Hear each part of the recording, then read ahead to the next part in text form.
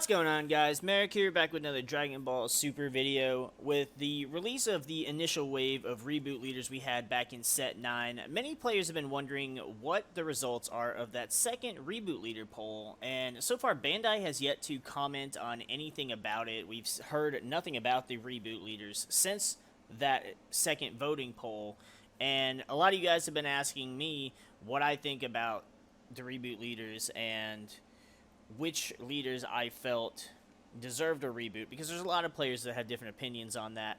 But I feel like Bandai's last voting poll was a bit too broad, especially considering it included leaders from the very most recent set at the time, which was absolutely insane. Why we would reboot a leader that was just released when we kind of need that for older leaders that just can't keep up with the competitive metagame at this point.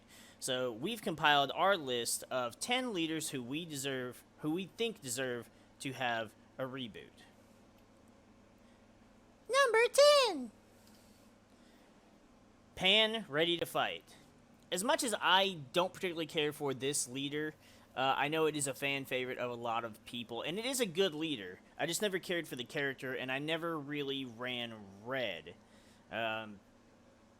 It's a good leader. It has the same ability on both the front and the back, which is not a terrible ability, but considering how much more it seems like leaders seem to do in the more recent sets, I feel like this leader could maybe deserve a little bit more attention. I'm not really sure what you could do to it to, not make it too overpowered, but, I mean, you're only giving a battle card 5,000 power, and you're drawing a card off of it, which, the card advantage is nice, but the 5,000 power boost is really just not that big a deal anymore, especially with the way power creep has worked. So if Pan could get just a little bit more of incentive to run her, perhaps giving that battle card a critical, or giving that battle card double strike, or giving herself one of the two abilities, just kind of something else to add to it a little bit, or maybe even having it give a boost to that battle card if it happens to be a Red Saiyan card instead of just a generic battle card. Number 9. Ultimate Lifeform Cell.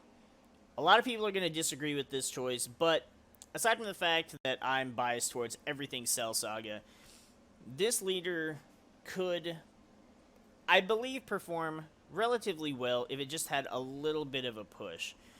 Being able to KO at 3-drop or less is not a bad ability, but a lot of cards do similar effects without you having to, lose a card to do so. And a 1-for-1 is not a bad trade-off, but the point is you're wanting to have advantage over your opponent, not keep up with them. The Awakened side, basically, with this leader, the cool thing about him as far as gaining card advantage is you don't have to attack with him, and I feel like that is a unique trait, considering most leaders say, when you attack, or when this card attacks, blah, blah. But the fact that Cell didn't need to attack, so you don't have to be aggressive to get your card advantage. You don't have to needlessly attack just to draw one card. And being able to then draw 2 cards for the price of 1, that gets you your draw that you would get from attacking. But it also allows you to just get rid of cards that are not helpful in that particular situation. And, you getting to KO any card on the board by removing the 2 is still not a bad ability. But, again, with as fast as the game kind of seems to progress, you're not going to get to use these abilities as often as you would think. And getting to draw the extra card without attacking, again, not really a lot of incentive to play this leader. You got to give him kind of something to give him a little bit more advantage towards the play style that the Cell archetype is supposed to be for. Perhaps on the front side when he comes into play, put a Cell's Birth into play, kind of like other leaders have, and that way you get that field card out and you can play your Cell cards a little more. Just kind of something along the lines to give him just a little bit of a push to make him just slightly more viable. Number 8. Trunks, Hope for the Future. This one was a popular choice back in the day. And again, back then, card advantage was a huge deal. But, when you combo a card, just a draw card, you're not gaining any card advantage. Now, on the Awakened side, you would, get to attack with him, draw a card, combo, and still draw a card. But again, that's still only giving you a net advantage of one card. Even though you're getting to combo a card and draw, all it's really doing is giving you, an extra 5,000 battle power, maybe 10,000 if you comboed with one of those cards. But overall, that's not good. It was good back then, when we only had 2-3 sets out, but it's just overall, it's a very, very bad ability now. What you could do to this leader, I don't have a clue. You've got to give him more than just the combo power boost and an extra draw. Give him some kind of other incentive, or just completely redo his abilities and altogether. Number 7. Fusion Warrior Super Saiyan Vegito. Now, this would be one of my top votes for a reboot leader. I've seen several people wanting this leader to be rebooted. He doesn't need that much to actually be good, I feel like. There are so many Gokus, so many Vegetas that you can there's so many varieties of decks you can build with this leader because of his tricolor permanent, which is great, but it's the other abilities that are extremely lackluster. Milling a card and getting a 5,000 power boost, really not that good of an ability. And I understand that is supposed to go into, the Awakened ability, or even to be able to trigger, like, Lightning Speed Vegito, but nobody plays Lightning Speed Vegito. There are so many better cards now to get out Vegitos that you don't need that card, and 3 energy is a lot for the evolve cost. And then you've got, the Awakened ability that requires you to have 10 or more Goku and Vegetas. Again, you might run that many for the sake of, unioning, but you're not going to have that many in your drop. And I played Vegito back in the day. It was a very difficult thing to have 10, because a lot of times you're like, oh, I opened 3 Vegetas, I'm going to charge one of them. It's not going to end up in your drop area that often. Again, this was probably, designed around Lightning Speed Vegito, but that's an irrelevant card when you're building a Vegeta deck, and this ability is just as irrelevant. The leader it needs a reboot, but it needs a complete reboot. Don't take these abilities and try and make them better. Keep the permanent that gives them all red, green, and blue, and then just completely redo his other abilities. Give him something to either make it easier to search out Gokus, Vegetas, Vegitos, something along those lines to give you some searchability to get your combo pieces a little quicker. But as far as actually just trying to make this leader better based on the current abilities, don't do that shit. Number 6. Majin Buu completely revived.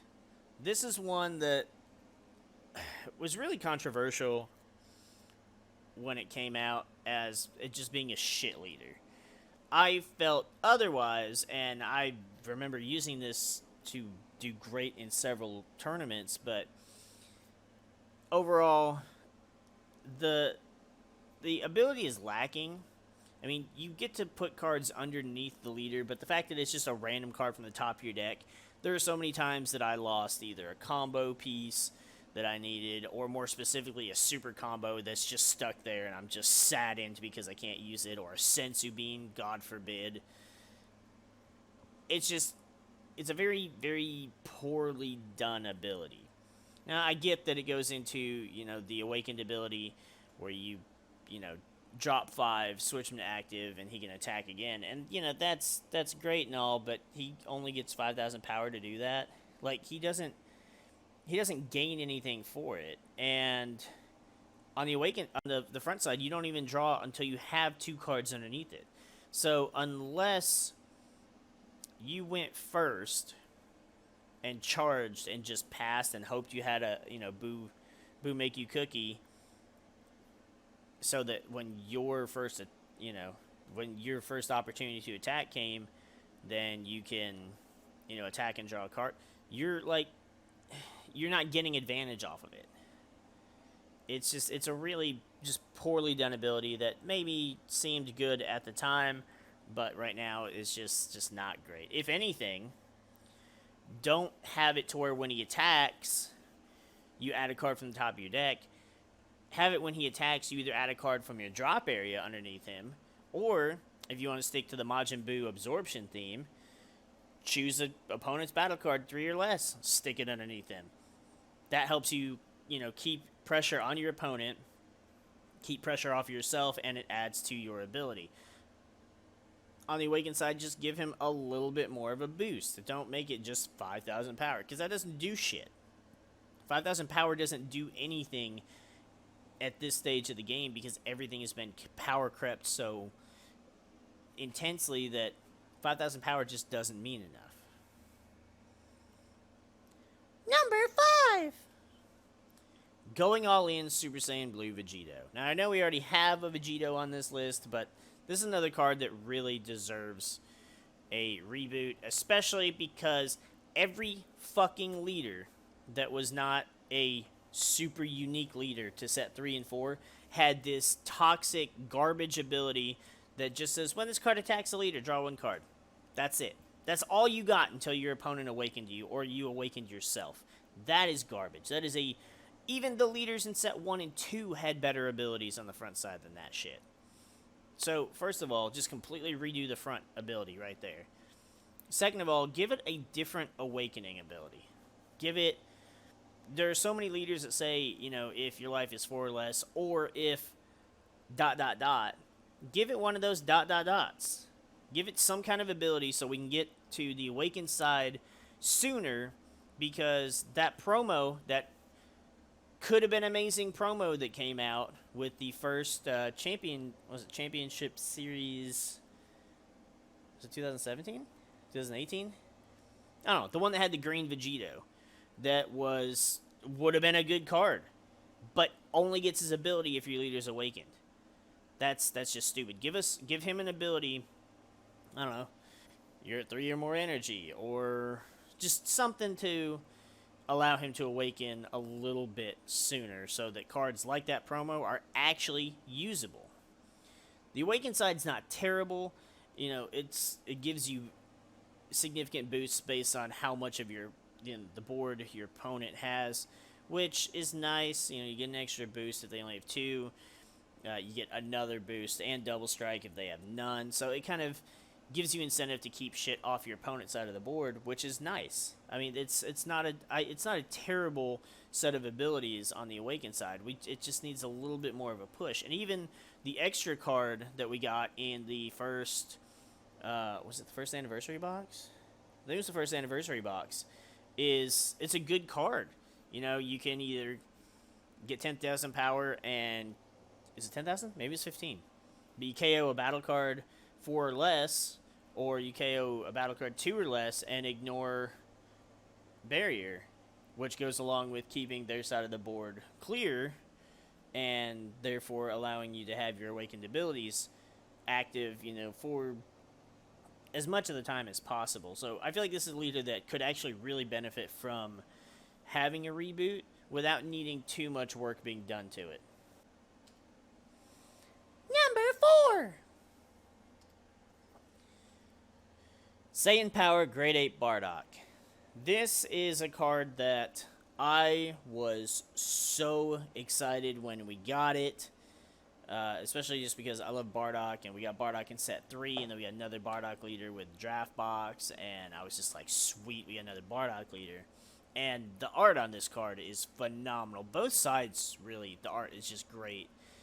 It was one of those cards that was always debated on when it was revealed, or when it was teased, I should say. And we didn't quite know all of the the abilities and the traits and stuff, and everybody was like, well, he's got the scouter on, he doesn't have the headband, so he must be Frieza's army, and people were thinking they could use, whatever the hell that extra card is that escapes me right now, that requires a yellow Frieza leader, Frieza's army, whatever. And people thought that we were going to get that, and I was like, yeah, but it's Bardock, they're not going to do that, because Bardock was never really portrayed as being that loyal. He was more or less just like, hey, Frieza's an asshole because we've been doing this shit for him. But he wasn't kiss Frieza's ass loyal, like, more like King Vegeta, I suppose. But not a terrible set of abilities. Getting to control your opponent's stuff in rest mode is nice, but that's really all you're doing here, and that isn't enough to sway things in your favor during a match.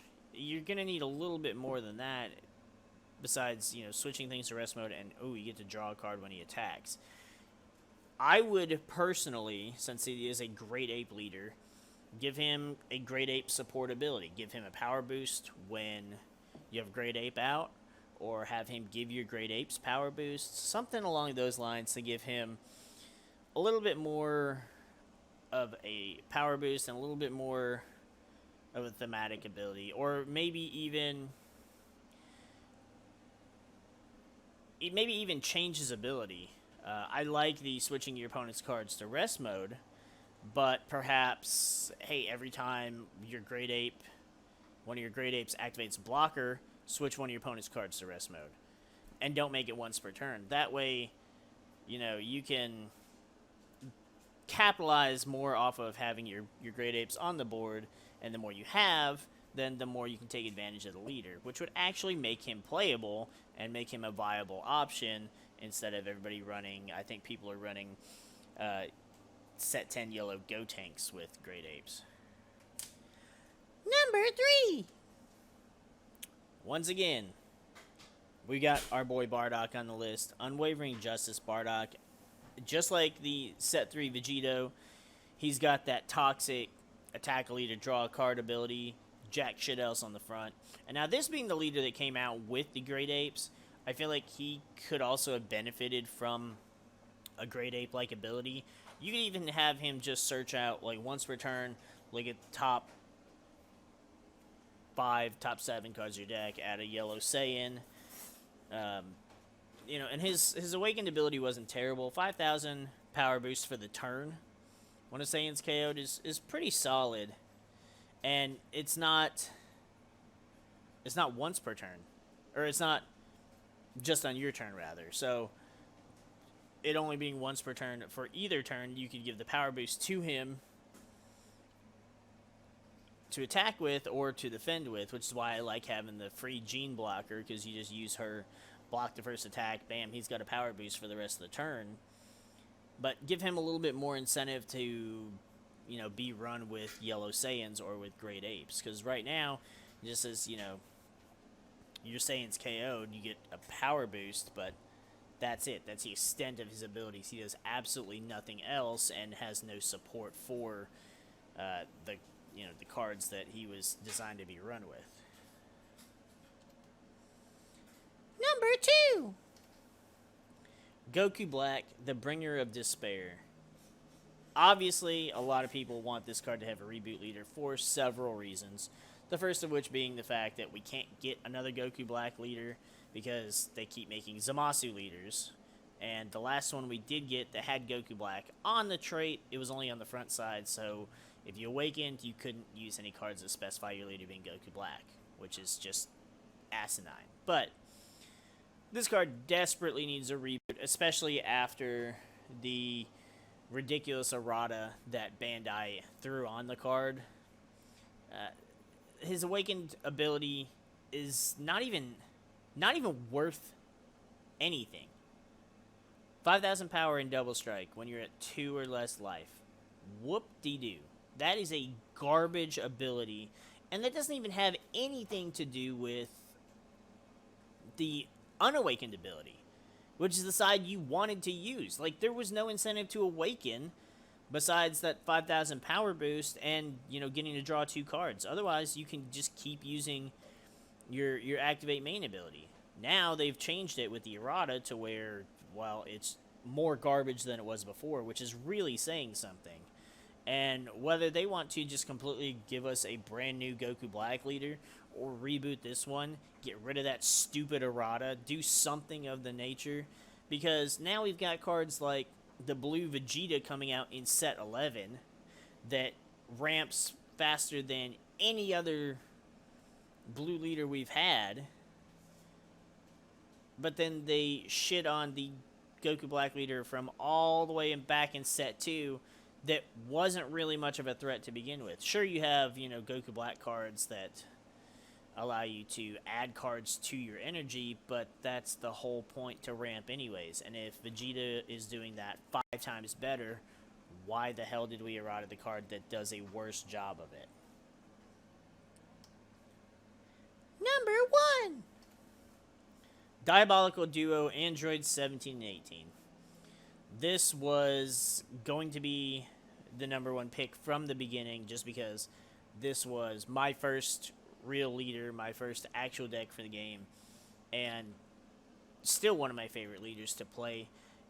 Its abilities are not bad. It just needs something more to allow it to keep up with the ridiculous amount of card advantage other decks have.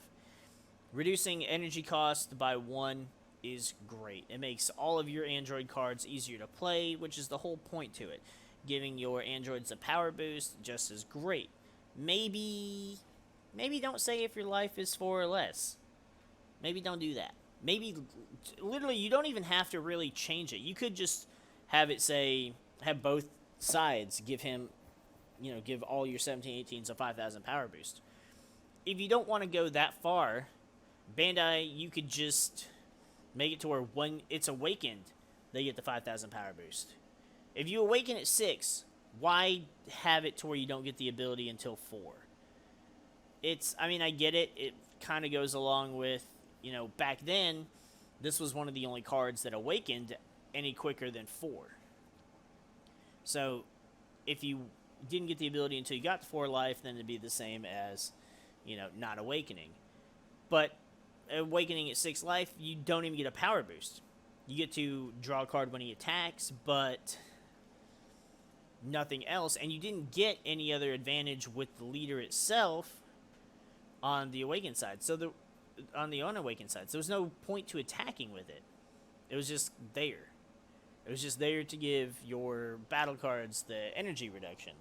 So I feel like give it a search on the front. Again, look at top 5, top 7 cards. Add a Android 17 or 18. I say that just because there's some really good yellow androids that we got in set 9 that I think really benefit from this leader. So add just 17 or 18. Don't specify color. If you wanted, you could be weird and you could run some of the red or blue stuff, though there's not really much point to do that.